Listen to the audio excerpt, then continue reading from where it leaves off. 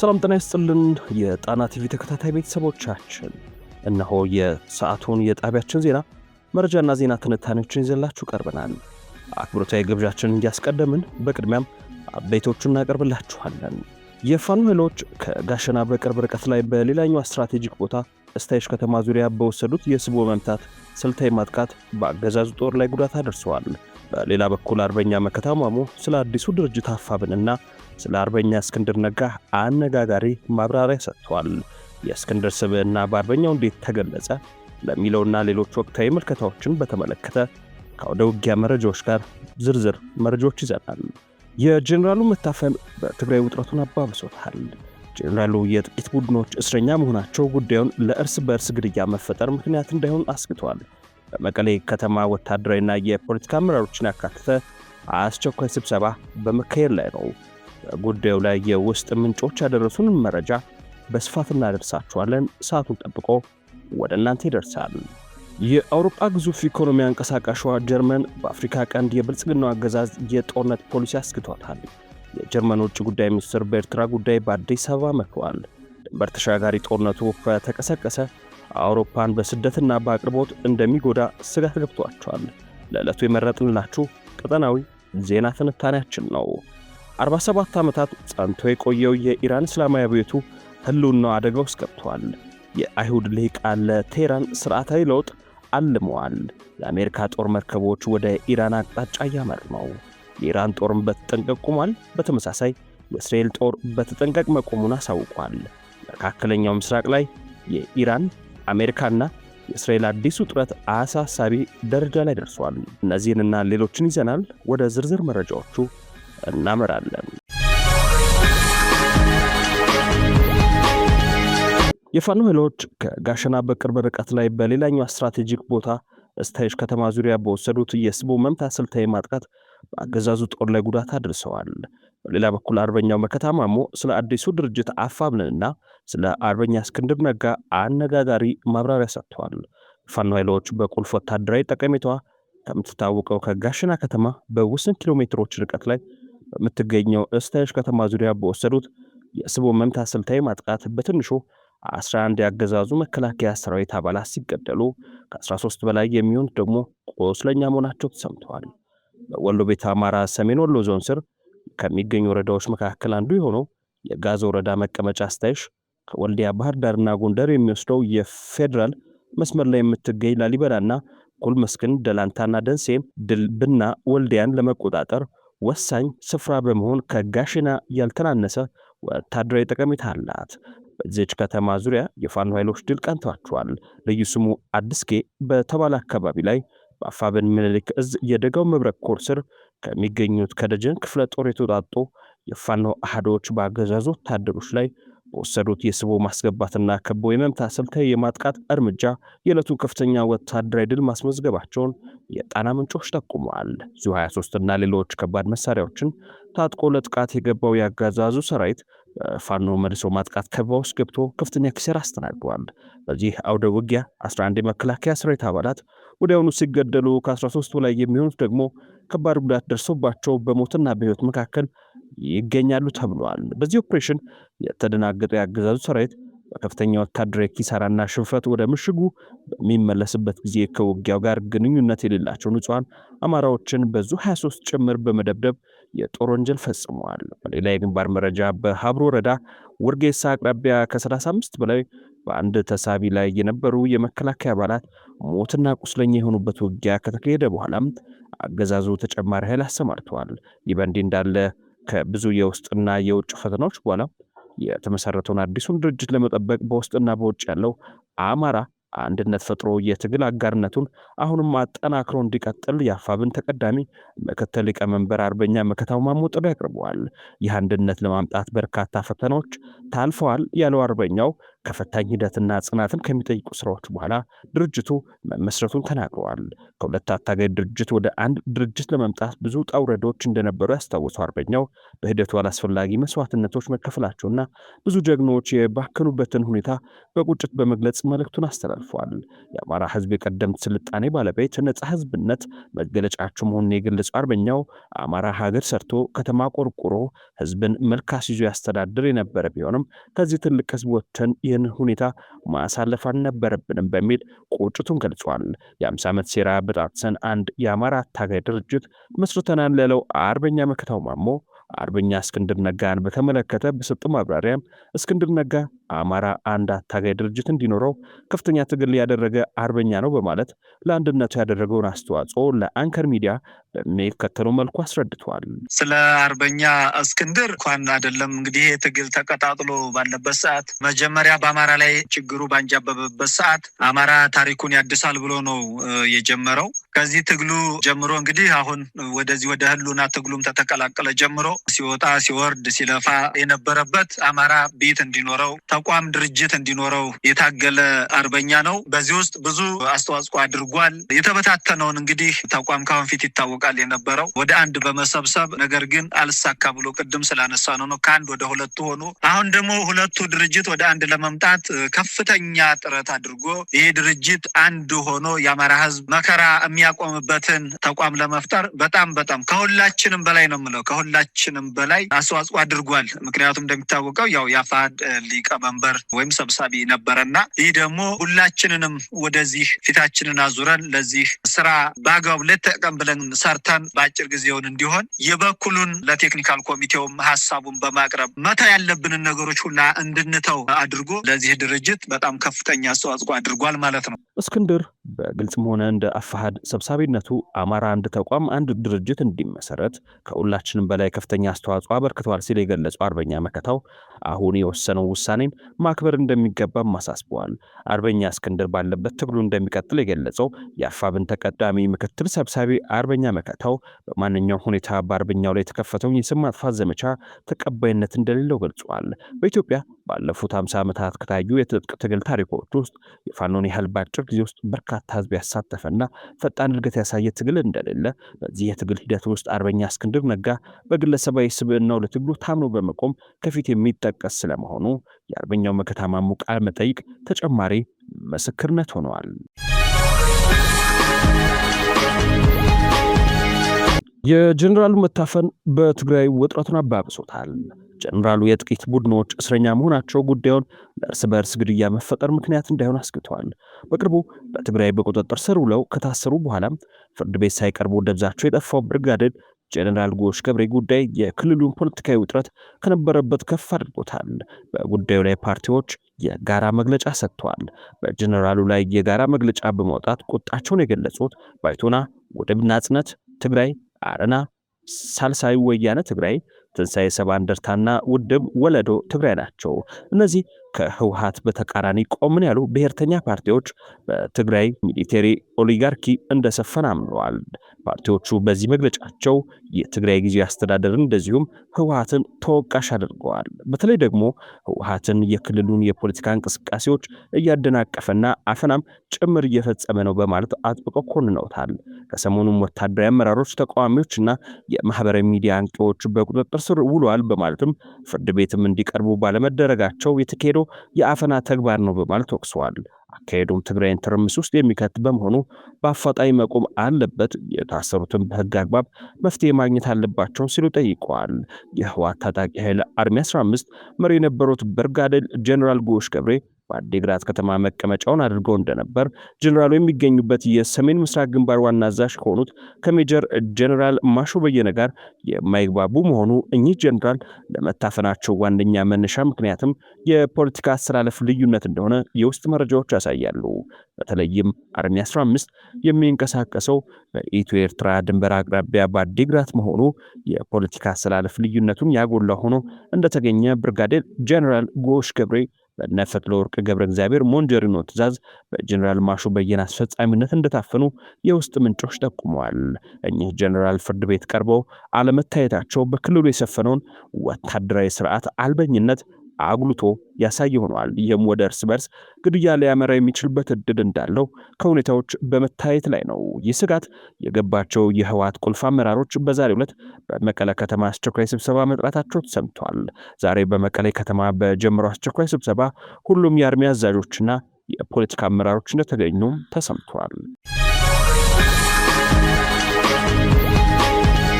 የሶማሊያ ፕሬዝዳንት ሐሰን ሼህ መሐመድ ከአብይ አህመድ ጋር ከኤምሬትስ ጋር በተያያዘ ጉዳይ ሊመክሩ ነው ተባለ። በሌላ በኩል የጀርመን ውጭ ጉዳይ ሚኒስትር በኤርትራ ጉዳይ በአዲስ አበባ መክረዋል። እስራኤል ለራስ ገዛዋ ሶማሊላንድ የሰጠችውን የሀገርነት እውቅና ተከትሎ የሶማሊያ ፕሬዝዳንት ሐሰን ሼህ መሐመድ የሚያደርጉት ዲፕሎማሲያዊ ትግል እንደቀጠለ ነው። ፕሬዝዳንቱና መንግስታቸው ላለፉት ሳምንታት ከዓለም አቀፉ ማህበረሰብ ድጋፍ ለማግኘት ከፍተኛ ጥረት ሲያደርጉ መቆየታቸው ይታወቃል። የሶማሊያ መንግስት ዲፕሎማሲያዊ ጥረቱን ተከትሎ ከበርካታ የአፍሪቃና የመካከለኛው ምስራቅ ሀገራት ድጋፍ ቢያገኝም ከሶማሊያና የሞቃዲሾ አስተዳደር የረጅም ጊዜ አጋር ዩናይትድ አረብ ኤምሬቶች ጋር የለየለት ቁርሾ ውስጥ ገብተዋል። በነዳጅ የበለጸገው የባህረ ሰላጤው ሀገር በሶማሊያ ጸጥታ፣ ምጣኔ ሀብትና ፖለቲካ ውስጥ ትልቅ ሚና እንዳላት ተንታኞች ያስረዳሉ። ኤምሬቶች ከሶማሊያ ማዕከላዊ መንግስትና ከክልል መንግስታት ጋር ባላት ስምምነት መሰረት በቦሳሶ፣ በኪስማዮ እና በበርበራ ወደቦች የልማት ስራዎች ስታከናውን ቆይታለች። እውቅናውን ተከትሎ የሶማሊያ ፌዴራል መንግስት ኤምሬትስ ሉዓላዊነትን ጥሳለች በሚል ከዩኤኢ ጋር የገባውን የወደብ ማልማትና የጸጥታ ስምምነት ሙሉ በሙሉ መሰረዙም ይታወሳል።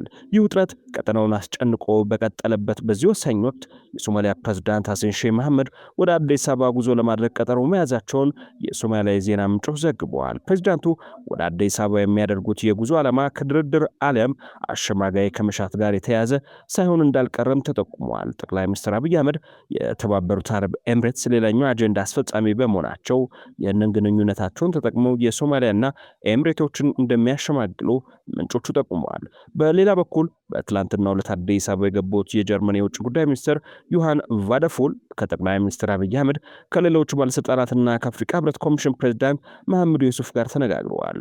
የጀርመኑ ሚኒስትር አዲስ አበባ የገቡት ኬንያን ከጎበኙ በኋላ ነው። ውጭ ጉዳይ ሚኒስትሩ በብልጽግና እየተዋለደ ያለው ድንበር ተሻጋሪ ጦርነትና የኤርትራን የጦርነት ዝግጅት እንዲሁም የህወሓትን ተመሳሳይ እንቅስቃሴ የቀጠናው ትልቅ ስጋት መሆኑን አመላክተዋል። የአፍሪካ ቀንድ መረጋጋትም ሆነ አለመረጋጋት ምክንያቶቹ የእነዚህ ኃይሎች ግንኙነት ላይ መመስረቱን ገልጸዋል። ለአፍሪካ ቀንድ መረጋጋት ሲባል በቅድሚያ ፌዴራሉና ህወሓትን ማስታረቅ ከዚያም ቀጥሎ የኢትዮ ኤርትራ ግንኙነትን ማሻሻል የሚለውን በመፍትሄነት ጠቁመዋል። ሚኒስትሩ ይህንን ያሉት ወደ ስልጣን ከመጡ በኋላ በአፍሪካ ባደረጉት የመጀመሪያ ጉብኝት ከብልጽግና ገዢዎች ጋር በመከሩ ጊዜ ነው። ሚኒስትር ቫደፎል ከጉብኝቱ አስቀድሞ በሰጡት አስተያየት ኢትዮጵያ ለአፍሪካ ቀንድ ሰላምና መረጋጋት ወሳኝ ኃላፊነት እንዳላት አጽንኦት ሰጥተዋል። በትግራይ ያለው ሁኔታ እና ከኤርትራ ጋር ያለው ግንኙነት አሁንም ውጥረት ያለበት ነው ያሉት ሚኒስትሩ በእነዚህ ጉዳዮች ዙሪያ የሚታዩ ያልተፈቱ ችግሮች ለቀጠናው ስጋት መሆናቸውን በመግለጽ የጦርነት ዝግጅቱን ማስቀረት እንደሚገባም አሳስበዋል።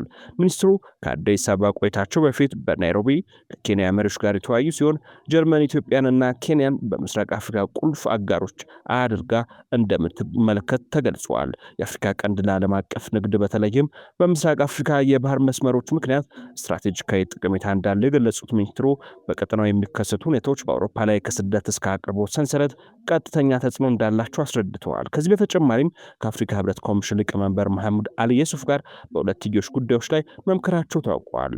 የሆነ ሆኖ የጀርመን ውጭ ጉዳይ ሚኒስቴር ወደ አዲስ አበባ ያመጣቸው ጉዳይ ቀጣዩ ጦርነት ከአፍሪካ ቀንድ አልፎ ለአውሮፓ አደጋ መሆኑን በማመናቸው እንደሆነ ብልጽግናም በፈረንሳይ መሪነት ከኤርትራ ጋር የተጀመረውን ሚስጥራዊ ድርድር ለማስቀጠል ጀርመንን ተጨማሪ አጋዥ ሊያደርግ እንደሚችል የሚጠቁሙ መረጃዎች እንዳሉ የጣና ምንጮች ጠቁመዋል።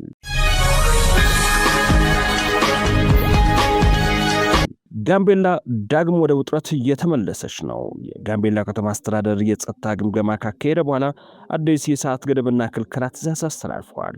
ክልሉ ከ2000 በላይ የውጭ ታጣቂዎች የመሸጉበት መሆኑ ከስጋት ቀጠና አልወጣም። ባለፈው ወር የበርካቶችን ሕይወት የቀፈጠፈ ከባድ ግጭት ያስተናገደው ጋምቤላ ክልል አሁንም ከጸጥታ ስጋት መውጣት አልቻለም። ከ2000 በላይ የደቡብ ሱዳን ታጣቂዎች ገብተው እንዳልወጡና አሁንም ጥቃት ለመሰንዘር ዝግጅት እንዳላቸው የአካባቢው መረጃ ምንጮች ያመለክታሉ። ከዚህ ጋር ተያይዞ በክልሉ አዲስ ትዕዛዝ ተላልፈዋል። በጋምቤላ ከተማ በቀጠለው የጸጥታ ስጋት ሳቢያ ከዛሬ ጀምሮ የመንግስትም ሆነ የግል ሞተር ሳይክሎች ላልተወሰነ ጊዜ ማሽከርከር በጥብቅ የተከለከለ መሆኑን የከተማይቱ አስተዳደር አዲስ ትዕዛዝ ማስተላለፉን አስታውቋል።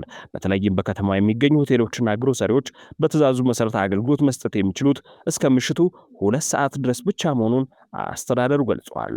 አስተዳደሩ ይህንን የገለጸው በጋምቤላ ከተማ ባለው ወቅታዊ የጸጥታ ሁኔታ ላይ ከተወያየ በኋላ መሆኑን የከተማይቱ የመንግስት ኮሚኒኬሽን ጉዳዮች በወጣው መግለጫ ላይ አመልክቷል። ጋምቤላ ከተማ ካለፈው ህዳር ወር መጨረሻ ጀምሮ በተከሰተ ግጭት ቁጥራቸው እስካሁን በይፋ ያልተገለጸ ሰዎች መሞታቸውና መጎዳታቸውን የኢትዮጵያ ሰብአዊ መብቶች ኮሚሽን በቅርቡ ማሳወቁ ይታወሳል። ሌላ እልቂት የሚያስከትል ግጭት ባጠላበት በጋምቤላ ከተማ ባለው ወቅታዊ የጸጥታ ሁኔታ ምክንያት ከዛሬ ጀምሮ መንግስትም ሆነ የግል ሞተር ሳይክሎች ላልተወሰነ ጊዜ ማሽከርከር በጥብቅ የተከለከለ መሆኑን የከተማይቱ አስተዳደር አስጠንቅቀዋል። አስተዳደሩ ይህንን ውሳኔ ያሳለፈው የጸጥታ ግምገማ በማድረግ ነው።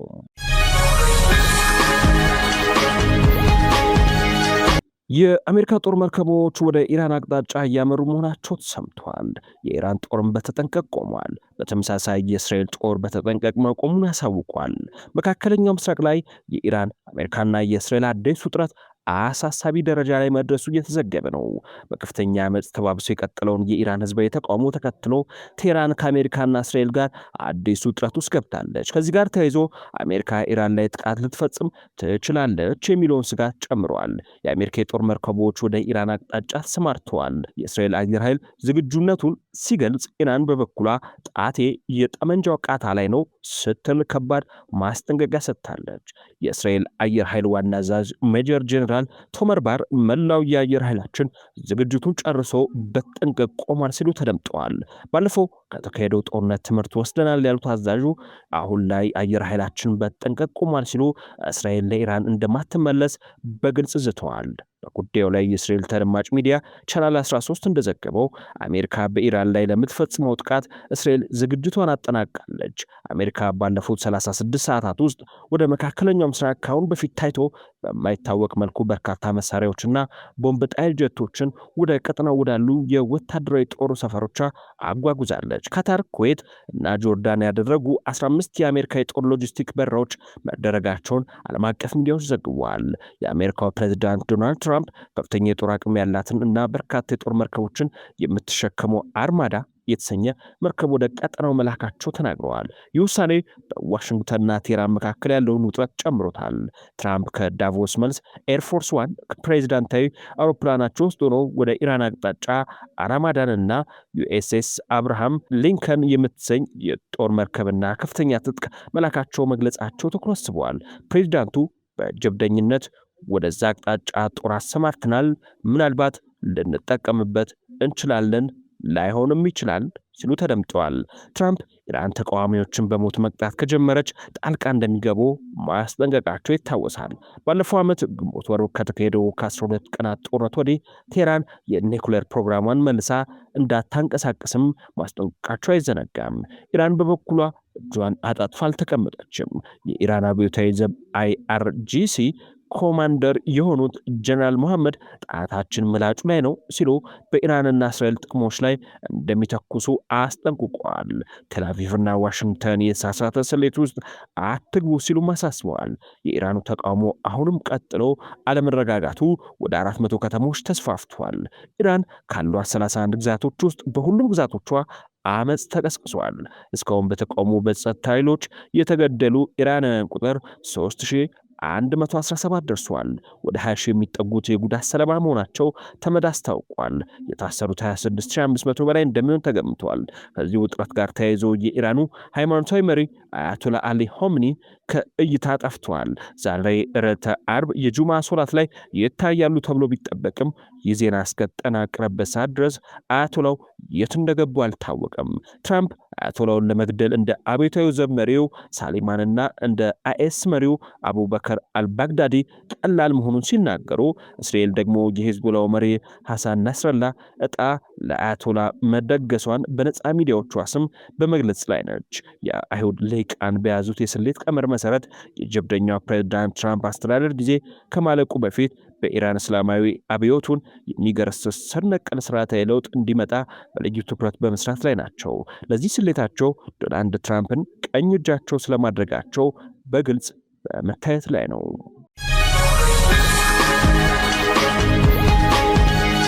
በመጨረሻ አሜሪካ ከዓለም ጤና ድርጅት በይፋ ጥላ ወጣች።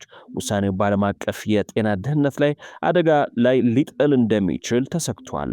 አሜሪካ በትራምፕ አስተዳደር ውሳኔ ከዓለም ጤና ድርጅት WHO አባልነቷ ለማቋረጥ የጀመረችው የአንድ ዓመት የጊዜ ገደብ በትላንትናው ዕለት በይፋ ማብቃቱን ተከትሎ ከተቋሙ ከአባልነት ሙሉ በሙሉ ወጥታለች። ትራምፕ በመጀመሪያ የስልጣን ዘመናቸው ከኮሮና ወረርሽኝ ጋር በተያያዘ የዓለም ጤና ድርጅት በቻይና ላይ ማድረግ የሚገባውን አልፈጸመም ሲሉ ወቅሰው ለተቋሙ የሚሰጡትን ፈንድ ማቋረጣቸው ይታወሳል። ድርጅቱ የኮቪድ-19 ወረርሽኝን በወቅቱ አልተቆጣጠረም፣ እንዲሁም በቻይና ተጽዕኖ ስር ነው የሚሉ ምክንያቶችን ትራምፕ በወቅቱ አንስተው ነበር።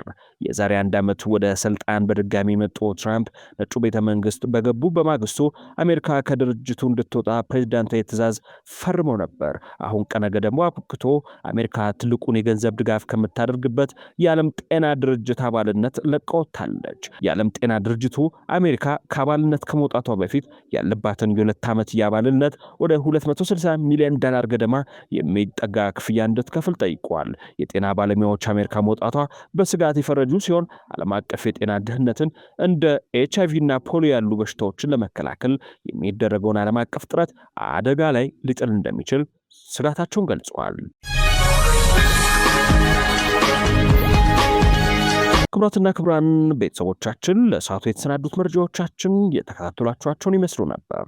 አብራችሁን ስለቆያችሁ ልባዊ ምስጋናችን ይድረሳችሁ እያልን የጣና ቲቪ ወቅታዊ ዜናዎች፣ ትንታኔዎችና ልዩ ልዩ ፕሮግራሞች እንዲደርሷችሁ ቻናላችንን ሰብስክራይብ በማድረግ ቤተሰብ ይሁኑ። በተሳትፎ የትግል ሚዲያውን እንዲያጠናክሩ ጥሪያችን እናቀርባለን። ጣና ቲቪ ከሀቅ ጋር